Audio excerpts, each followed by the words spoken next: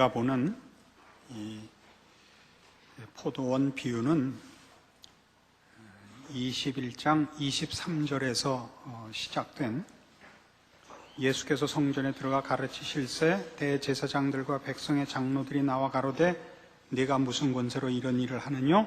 또 누가 이 권세를 주었느뇨에 대한 말하자면 대답입니다. 무슨 권세로 이런 일을 하느냐에 대한 대답이죠. 당시 이스라엘의 종교적, 정치적 지도자들에게 저들의 무능과 그 잘못을 꾸짖으시고 예수님이 메시아로서 오셔서 하셔야 할 일을 이제 설명하시는 그런 내용으로서 세 가지 비유를 베푸십니다. 그 첫째가 두 아들의 비유였고, 오늘 우리가 보는 것이 포도원 비유로 두 번째, 세 번째 비유는 22장 서두에 나오는 혼인잔치 비유입니다. 이 비유들은 다 당시에 이스라엘의 종교 지도자들이 어떻게 잘못되고 있느냐를 1차적으로 지적하는데 그 목표를 두고 있는 내용들입니다. 오늘 33절 이하에 보시면 다시 한 비유를 들으라 이겁니다. 포도원을 만들고 농부들에게 맡기고 주인이 타국에 갔다가 실과 때가 되어 그 소출을 받으려고 종들을 보내었더니 종들을 때리고 죽이고 말하자면 소출을 보내지 않은 것입니다. 나중에 아들을 보냈는데도 아들마저 죽여버렸다. 어떻게 하면 좋겠는가? 41절에 이 말을 들은 당사자들이 답을 합니다. 저희가 말하되 이 악한 자들을 진멸하고 포도원은 제때 실과를 바칠 만한 다른 농부들에게 새로 줄지니이다. 그렇게 저들이 그 잘못된 농부들의 그 심판에 대해서까지 당연한 그 답을 제시하게 하십니다. 그러면서 바로 이런 농부들의 잘못을 당시에 이스라엘의 종교 지도자들이 저지르고 있다라고 지적하는 것이죠. 이것은 나중에 23장에 가서 그 당시 종교 지도자들을 이렇게 직접적으로 꾸중하시는 내용과 일치합니다. 23장 13절에 보시면 화 있을진저 외식하는 서기관들과 바리새인들이여 너희는 천국문을 사람들 앞에서 닫고 너희도 들어가지 않고 들어가려 하는 자도 들어가지 못하게 하는도다. 이 일치하는 꾸중입니다. 그러나 이 비유에는 당시 종교적 지도자들을 1차적으로 꾸중하고 있지만 이 꾸중은 그 내용이 좀 더 깊은 뜻을 담고 있습니다. 오늘 비유를 보시면 비유는 분명히 포도원을 맡기고 간 농부들의 그 불충, 배신의 그 꾸중에 초점이 모아져 있습니다. 그런데 이 내용은 얼핏 보면 바로 그 농부들이 포도원에서 포도원을 잘 갖고 가지고 그 소출을 다 자기네들이 떼어 먹으려고 주인에게 바치지 않은 것으로 이렇게 얼핏 이해하기 쉽습니다만 뒤에 결론을 보시면 예를 들면 43절 그러므로 내가 너희에게 이르노니 하나님의 나라를 너희는 빼앗기고 그 나라의 열매 맺는 백성이 받으리라 한 구절을 보면 조금 내용이 보다 깊은 것임을 알게 됩니다. 물론 이 43절 얘기는 이스라엘 백성이 그 선민의 지위를 하나님의 백성이라는 지위를 빼앗기고 다른 백성들로 그 자리가 채워질 것이라 하는 겁니다. 그런데 그 채워지는 백성들은 이스라엘을 대신하는 다른 나라거나 민족의 단위가 아니고 그 나라의 열매를 맺는 백성이라 이렇게 되어 있어서 민족적 단위거나 국가적 단위가 아니라 개별적으로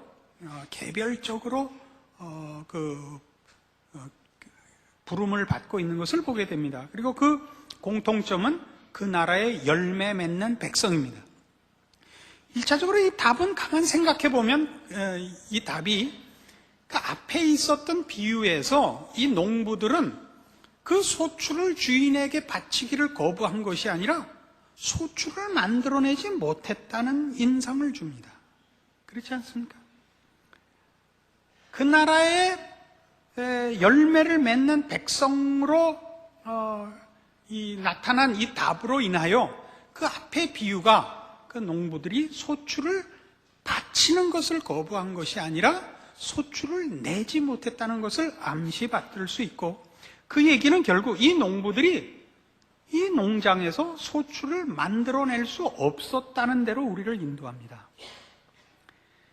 지금 아까 우리 23장 13절에서 잠시 본 바와 같이 화 있을진저 외식하는 서기관들과 바리새인들이여 너희는 천국문을 사람들 앞에서 닫고 너희도 들어가지 않고 들어가려 하는 자도 들어가지 못하게 한 것 같이, 저들의 지도자로서의 책임은 자기네들이 이스라엘 백성의 종교 지도자의 자리에 앉아서 백성들의 하나님의 백성된 소출을 만들어내는 일을 막았다는데 저들의 죄가 있단 말입니다.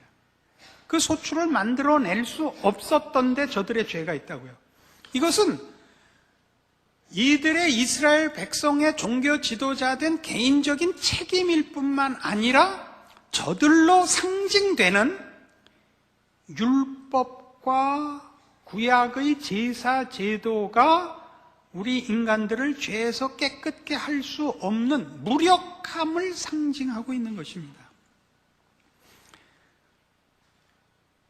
저들은 이스라엘 백성의 지도자된 저들은, 또는 저들로 상징된 율법과 제사 제도로는 인간들을 하나님의 백성으로 고쳐내지를 못합니다.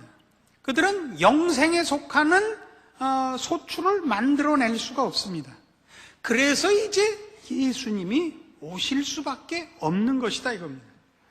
이스라엘 백성이 메시아 되신 예수 그리스도를 거부하는 이유는 메시아가 구원을 베풀러 오시는 분이 아니라 구원받은 백성에게 보상하러 오는 해방자여야 됐던 것 아닙니까?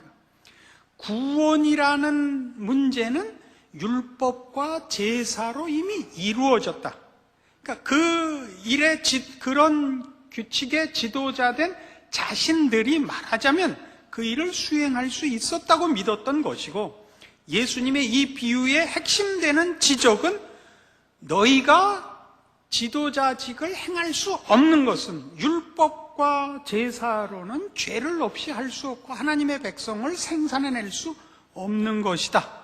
그래서 메시아는 구원을 베풀러 하나님의 백성을 만들어내러 오셔야 되고, 그래서 내가 해방자로가 아니라 십자가를 지러 왔느니라 라고 이 비유의 사실은 본질적인 그 핵심을 제시하고 있는 것입니다.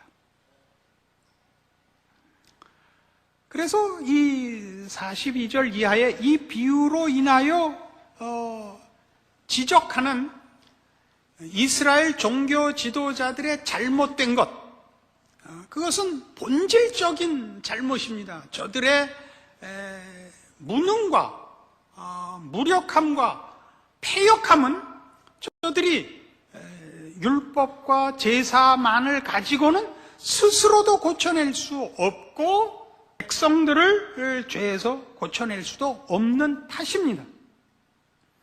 그래서 예수님이 제시하기를 건축자들의 버린 돌이 모퉁이의 머릿대열이 되었나니 이것은 주로 말미암아 된 것이 우리 눈에 기이하도다. 시편 118편 22절을 인용하신 말씀입니다. 이것은 당시 포로된 이스라엘이 열국이 볼 때, 당시 이웃 나라들이 볼 때 이제 다 망한 나라요, 건축가의 버린 돌, 이제 하찮은 존재로 보이지만 하나님께서 이스라엘을 회복시켜 영광의 자리에 세울 것을 약속하시는 말씀입니다.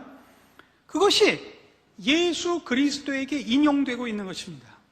예수님이 우리 죄를 위하여 십자가에 죽으심으로 사람들이 보기에는 그가 죄인이요, 그가 무력한 자요, 무능한 자로 보이지만 실상은 그런 방법으로만 하나님이 영광을 받으시며 그의 백성들을 죄와 사망에서 꺼내는 구원을 완성하실 것을 말씀하시는 것입니다.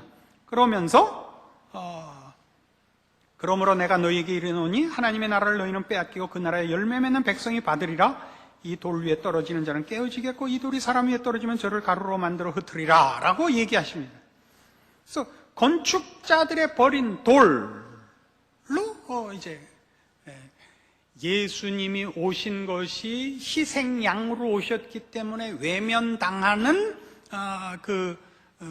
현실, 예수 그리스도를 외면하는 이스라엘 백성들의 잘못된 신앙관, 이런 것들을 지적하고 있습니다. 그러나 이 말씀 속에는 조금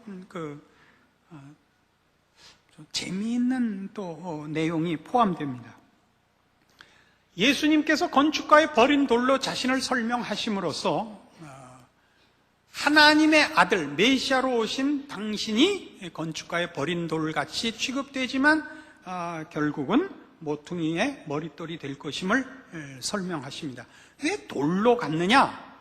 이 시편 118편을 인용하는 자리에서 그 돌이 등장을 했죠.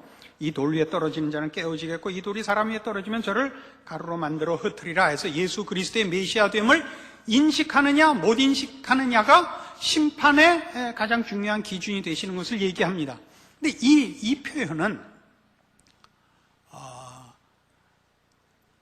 하나님의 아들로서의 예수 그리스도, 그 앞에 비유로 등장했던 후에 자기 아들을 보내며 가로되 저희가 내 아들은 공경하리라. 그러나 농부들이 그 아들을 보고 서로 말하되 이는 상속자니 자 죽이고 그의 유업을 차지하자 하고 이에 잡아 포도원 밖에 내어 쫓아 죽였느니라. 한 죽임을 당하시는 이 아들, 하나님의 아들, 후손, 이런 단어는 히브리어로 벤입니다. 벤. 우리 한국 사람이 잘 아는 벤, 이 히브리어 벤에 관한 이해는 벤허에 있습니다. 벤허. 벤허는 영어 발음으로 허가 됐지 HUR로 표기된 허는 훌입니다. 훌. 히브리어로 훌이고 훌은 여러분 잘 아시는 출애굽 때 모세를 양쪽 팔을 잡아준 아론과 또 한 사람 훌입니다. 그러니까 벤훌은 훌의 후손, 훌의 자손이라는 뜻이고 이름은 주다 벤허였죠. 주다. 그래서 유다입니다. 그러니까 우리말로 표현하면 훌벤허, 아니 훌유다 그래야 맞죠. 근데 우리는 벤허 그랬고 벤이 성이고 허가 이름이 돼서 벤허 그랬는데 벤허가 아니고 영어 표현으로 영화 내용에서 늘 주다 이렇게 나오죠. 그 당시는 또 그게 그런 말이 놀리는 말로 유행했던 시절이었어요. 쪼다가. 그래서 쪼다 벤허 이렇게 했는데 훌의 자손 유다입니다. 원래 이름은. 그러니까 벤허가 아니고 유다 그래야 맞습니다. 모르겠으면 찰턴 헤스턴 그러시던지요. 그 벤과 여기 말하는 돌은 히브리어로 에벤입니다. 에벤. 그래서 이걸 워드 플레이라 그러는데 한국말로 정확히 말놀이 이렇게 번역을 할 수 있는데 말놀이 그러면 우리 그런 뜻이 잘 안 들어오죠. 워드 플레이입니다. 쉽게 얘기하면 말장난인데 말장난 그러면 조금 경하게 들리시죠. 그러니까 지금 예수님이 하시는 말씀은 아들에 관한 얘기를 이 돌로 이렇게 이런 워드 플레이로 끌고 오신 겁니다. 그러니까 여기서 말하는 이 돌 위에 떨어지는 자, 이 돌이 사람 위에 떨어지면 이 돌은 다 당신, 메시아 되신 하나님의 아들 되신 자신을 가르치고 계시며 그런 연결에는 바로 이런 워드 플레이가 그 연결고리로 들어있는 것입니다.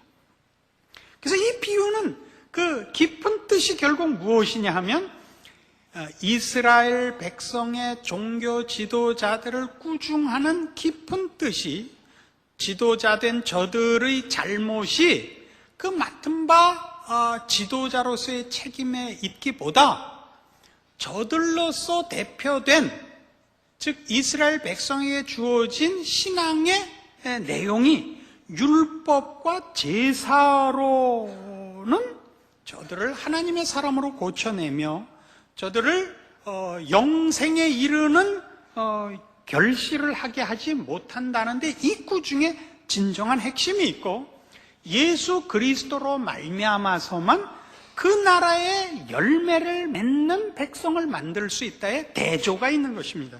그러니까 여기 당시 종교 지도자, 이스라엘의 종교 지도자들을 꾸짖는 데는 저들을 꾸짖는 데만 이 내용의 무게가 있는 것이 아니고, 예수 그리스도의 필요성, 메시아의 필요성을 부각시키는 비교로서 이 구 중에 가치가 있다 말입니다. 알아들으신다? 하나도 모른다.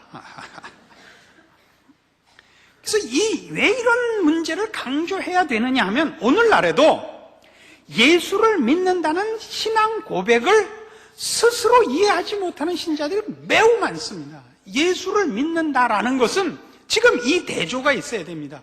율법과 제사로서는 할 수 없었던 일이 예수로 말미암아 됐다는 인식으로의 예수를 믿는다는 신앙 고백이 있어야 되는 것입니다. 그건 뭐냐 하면, 율법과 제사는 자기 치장밖에 되지 않습니다. 인간과 인간 사이에 누가 누구보다 도덕적으로, 윤리적으로, 종교적으로 더 나으냐 하는 상대적인 비교를 만들어내고 있지, 하나님 앞에서 하나님께 인정받는 영생에 속하는 소출을 만들어내지 못합니다. 이것은 우리 한국이 역사적으로 갖고 있었던 유교적 전통을 봐도 그렇습니다. 이 유교의 윤리와 도덕이라는 것은 인간이 만들어낸 어떤 기준보다도 고급한 것입니다. 그러나 이 유교가 만들어낸 윤리들은 전부 나는 너와 다르답니다. 나는 너와 다르다. 그러니까 유교적 기준을 가진, 말하자면 도덕군자들은 자존심을 유지하기 위하여 그 도덕과 윤리를 지키는 겁니다. 그래서 누가 어떤 죄악된 혹은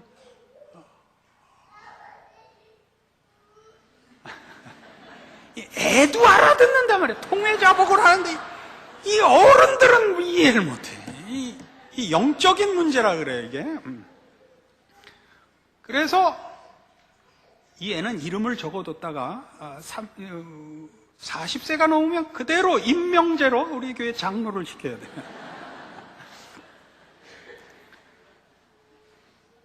뭘 하려고 그랬는지 일이라면서. 도덕 군자가 가지는 자랑들은 그래서 뭘로 나타나냐면 이놈으로 나타났죠.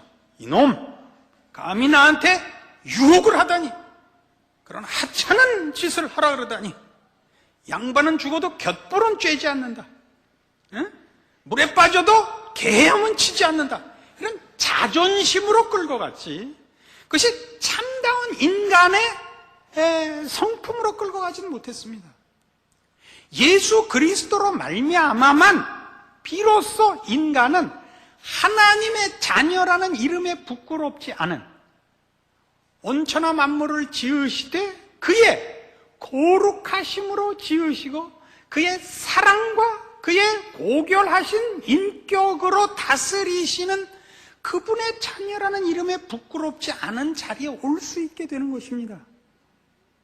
죄와 구별이 되고 거룩하신 하나님께로 귀속되는 인격과 성품과 생각과 행동을 비로소 가지게 되는 것입니다. 로마서 6장으로 가보시겠습니까? 자, 구원이 뭐냐? 구원이 무엇을 위하여 있느냐? 로마서 6장 17절 이하의 말씀은 이렇게 설명하고 있습니다. 하나님께 감사하리로다. 너희가 본래 죄의 종이더니 너희에게 전하여 준 바 교훈의 본을 마음으로 순종하여 죄에게서 해방되어 의에게 종이 되었느니라. 너희 육신이 연약함으로 내가 사람의 예대로 말하노니 전에 너희가 너희 지체를 부정과 불법에 들여 불법에 이른 것 같이 이제는 너희 지체를 의에게 종으로 들여 거룩함에 이르라. 너희가 죄의 종이 되었을 때는 의에 대하여 자유하였느니라.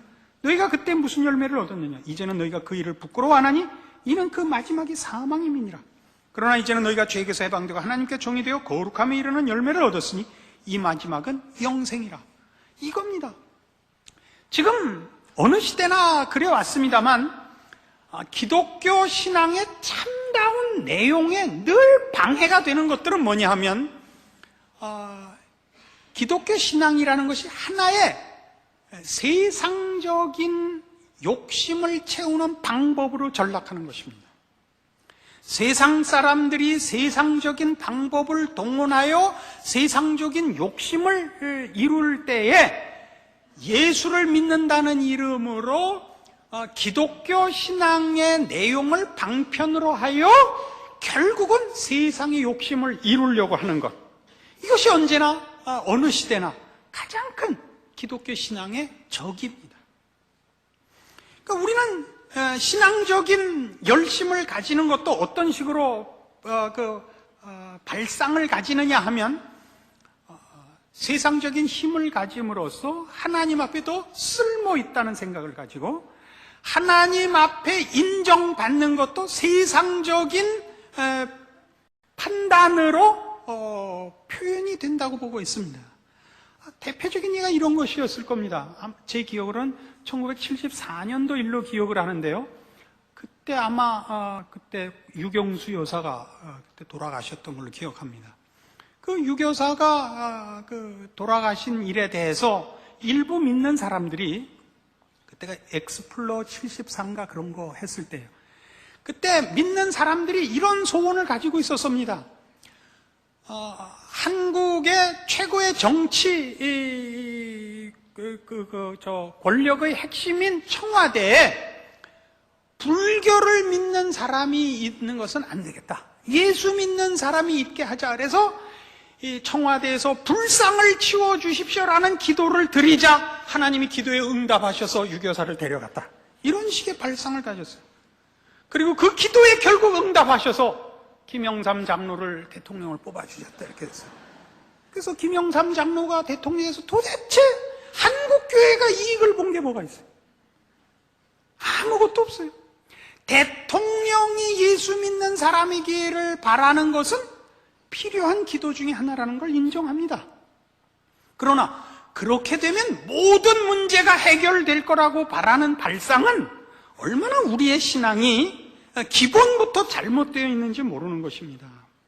우리는 우리가 가지는 바 신앙의 내용들, 우리가 가지는 하나님 앞에서의 충성들이 결국 세상적인 것으로 보상될 것이라는 기대를 갖고 있는 신앙 체계를 가지고 있단 말입니다. 그런 게 아닙니다.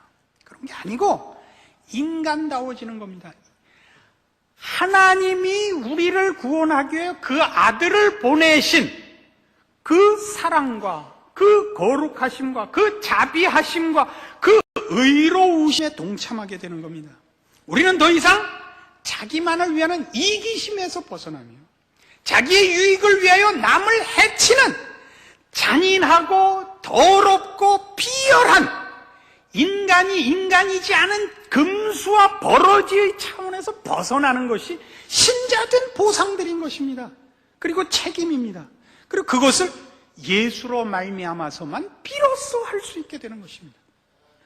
여러분은 여러분의 신자된 보상들과 신자로서 가지는 모든 결실들, 여러분의 고백과 여러분의 소원과 여러분의 신앙을 지킴으로써 가지는 열매들을 매일 보실 수 있는데, 그건 뭐냐 하면 환경의 변화, 형통한 길과 모든 물질적인 것을 소유한 환경과 조건의 변화가 아니라 내면의 변화. 어떤 조건과 환경에 있든지 하나님의 사람으로서 처신하며 반응하며 서 있는 것으로서 매일 보실 수 있는 것입니다. 다시 해보십시오. 큰 소리로 한번 하십시오. 이거 하셔야 됩니다. 여러분 자녀들이 이번 가을에 전부 좋은 대학에 들어갈 줄로 믿습니다 할 때는 아글아글 쓰고, 그건 복이 아니에요. 좋은 학교 가고 이상하게 된 사람 명단을 제가 한번 제시해 볼까요?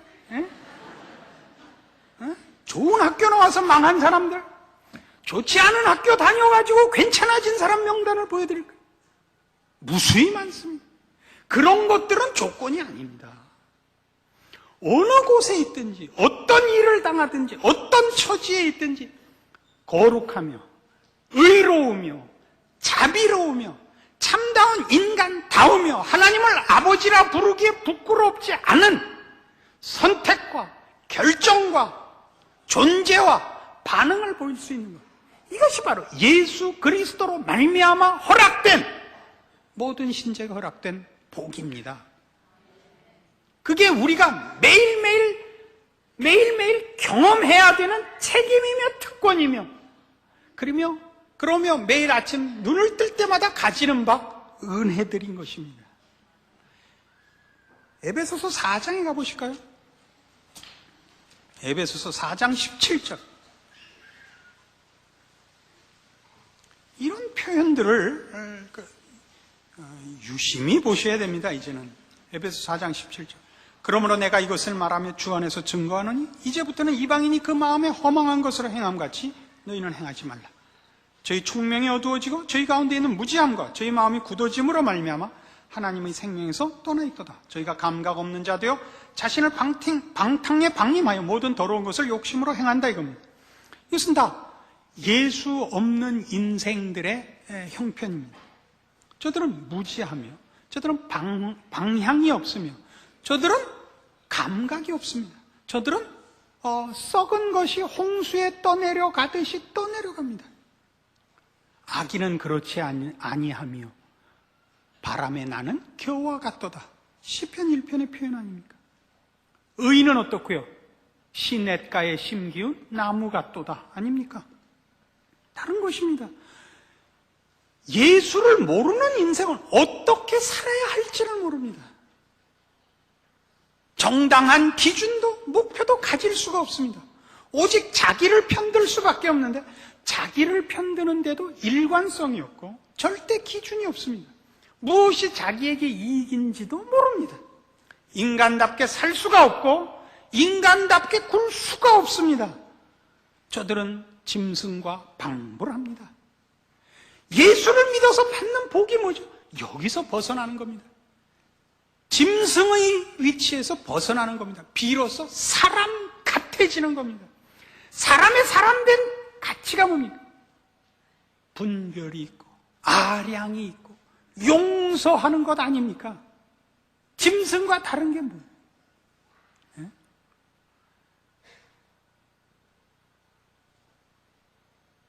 늑대가 덤볐다고 그 땅을 전부 다 불태워 없애라, 이렇게는 안 합니다. 그냥 짐승이니까 쫓아왔지. 넘어가는 거죠. 사람과 살면서도 사람이 우리를 해할 때 꼭 복수를 하려는 마음을 우리는 가지지 않습니다. 왜요? 저들은 자기가 하는 일을 알지 못하기 때문입니다. 아버지여, 저들을 용서하소서. 저들이 자기가 하는 일을 알지 못하나이다. 비로소 이 심정을 가지게 되죠. 이것이 신앙인이 가지는 말하자면 특권들입니다. 20절 이하에 보십시오. 오직 너희는 그리스도를 이같이 배우지 아니하였느니라. 진리가 예수 안에 있는 것 같이 너희가 과연 그에게서 듣고 또한 그 안에서 가르침을 받았을진데, 너희는 유혹의 욕심을 따라 썩어져가는 구습을 쫓는 옛사람을 벗어버리고 오직 심령으로 새롭게 되어 하나님을 따라 의와 진리의 거룩함으로 지으심을 받은 새 사람을 입으라. 우린 다릅니다. 이거 아십니까? 인간이 다릅니다. 그의 존재와 그의 삶과 그가 만나는 모든 일과 모든 형편에 대해서 그는 하나님의 사람으로서 반응합니다. 다만 종교적이고 종교의 형태와 명분을 주장하는 그런 하나님의 사람으로서의 반응을 얘기하는 것 아닙니다. 훨씬 더 차원이 높고 격이 높고 더 풍성한 마음을 가지고 대하는 것입니다. 여러분에게 이게 허락되어 있습니다. 여러분이 예수를 믿으며 하나님의 사람이라고 고백하는 그 고백이 갖는 특권들입니다. 그걸 놓치지 마십시오. 누가 예수를 믿었더니 사업이 잘 되고 예수를 믿었더니 병이 낫고 이런 걸로 여러분을 시험하지 못하게 하십시오. 그런 것들이 보상되지 않는다고 나는 하나님이 외면한 사람이다 이렇게 오해하지 마시라고요. 그런 것들은 사소한 것들입니다. 아주 사소한 것들입니다. 그런 복이 없지 않으며 그런 응답이 없지 않습니다만 보다 더 깊고 보다 큰 것들이 여러분들에게 주어지고 있다는 사실을 놓치지 마십시오. 그런 모든 것들을 놓치고 누가 용돈 더 많이 받는가, 이런 시샘과 경쟁에 말려들지 마십시오. 철없던 시절 제일 부러웠던 게 술 먹는 아버지였습니다. 친구가 10만 원짜리 수표를 갖고 오는 거예요. 우리 고등학교 때 우리 저 등록금 600원일 때, 그때 큰 돈을 가지고, 야, 이건 너 뭐냐? 어제 아버지가 용돈을 줬대. 야, 무슨 용돈을 이렇게 많이 주냐? 우리 아버지는 약주만 드시면 사정없이 주셔. 그런 아버지를 못 둔 것을 부끄러워하거나 슬퍼하는 것은 말이 되지 않습니다. 그렇지 않아요? 아버지는 자식에게 인간의 존엄성을 가르쳐야 되며, 분별력을 가르쳐야 되며, 더러움과 비열함과 잘못된 것에서 그 잘못된 것의 유혹과 시험에서 이기는 용기를 가르치는 부모가, 그게 좋은 부모지요. 필요 이상의 것을 가지지 않는 절제력을 가르치는 그런 것이 저 훌륭한 부모지요. 많이 주는 부모가 꼭 좋은 부모가 아니듯이, 하나님께서 여러분에게 주신 모든 것들이 여러분에게 적당하며 필요한 것을 주셨으며 유익한 길로 인도하신다는 것을 여러분 마음에 믿으셔야 됩니다. 그리고 하나님이 여러분 안에서 만들려고 하는 것들이 여러분이 소원하는 것과 다른 것을 인정하시고, 하나님이 정하신 것이 여러분이 소원하는 것보다 더 필요하며 더 중요한 것임을 항복하셔야 됩니다. 여러분은 하나님의 백성으로서 영생에 속한 것과 진리에 속한 것과 가치 있는 것들로 결실되도록 하나님이 여러분의 인생을 인도하시며 채우시며 만드시며 충만케 하실 것임을 믿고, 모든 여러분의 세상적인 불평과 시샘에서 벗어나 감사하는 자, 순종하는 자, 그리고 승리하는 자가 되어야 할 것입니다. 그렇지 않으면 예수를 믿는다는 말이 의미를 잃게 되는 것입니다. 기도하십시다. 하나님 아버지, 은혜를 감사합니다. 예수를 믿는다는 우리의 신앙 고백과 그 아들을 아끼지 아니하시고 우리에게 보내사 우리를 하나님의 자녀 삼으신 하나님의 허락하신 구원과 베푸신 복들이 어떤 것인가 확인했습니다. 우리가 이 시간 얼마나 많은 복들을 누리고 있으며 하나님의 자녀라는 이름으로 가진 바 특권들이 무엇인지 확인했습니다. 그러므로 우리의 남은 여생을 세상에 지지 말며 죄악과 타협하지 말며 하나님의 사람으로 존재하며 살며 싸우며 승리하는 우리의 남은 신자된 여생이 되게 하여 주시옵소서. 예수님 이름으로 기도합니다.